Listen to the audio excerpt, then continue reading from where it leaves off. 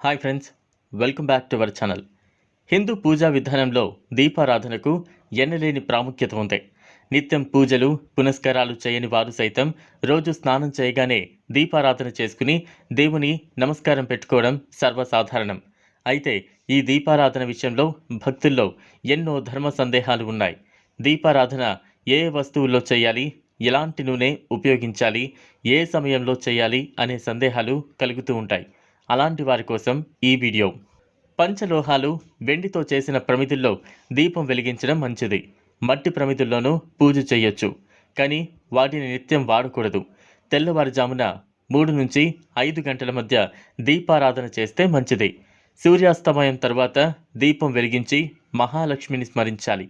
దీంతో కోరిన కోరికలు నెరవేరుతాయి. ఇక ఏ నూనెతో దీపారాధన చేస్తే ఎలాంటి ఫలితం వస్తుందో ఇప్పుడు తెలుసుకుందాం. ఆవు నెయ్యితో దీపారాధన చేస్తే జ్ఞానసిద్ధి, మోక్ష ప్రాప్తి కలుగుతాయట. నువ్వుల నూనెతో దీపారాధన చేస్తే సంపద, కీర్తి వృద్ధి చెందుతాయట. అందుకే దీపం వెలిగించడానికి ఆవు నెయ్యి, నువ్వుల నూనె శ్రేష్టమైనవి. ఇక దీపారాధనలో ఆముదం నెయ్యి ఉపయోగిస్తే దాంపత్య జీవితం సుఖ సంతోషాలతో సాగుతుందట. విప్ప నూనె, వేప నూనెలతో దీపారాధన చేస్తే ఆరోగ్యం చేకూరుతుందట.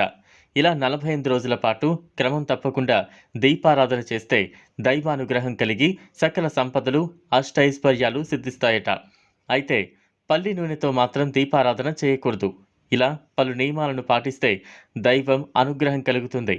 అనుకున్నవి నెరవేరుతాయి, సంపదలు కలుగుతాయి, ఆరోగ్యంగా ఉంటారు. ముఖ్యంగా దక్షిణం వైపున దీపాన్ని వెలిగించరాదు. ఆ దిక్కున చనిపోయిన వారికి దీపం పెడతారు కనుక ఆ వైపు దీపం పెట్టరాదు.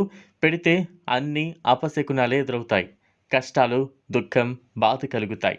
ఇది ఇవాల్టి వీడియో. ఈ వీడియో కనుక మీకు నచ్చినట్లయితే లైక్ చేయండి, షేర్ చేయండి, ఛానల్ను సబ్స్క్రైబ్ చేసుకోండి. Thanks for watching.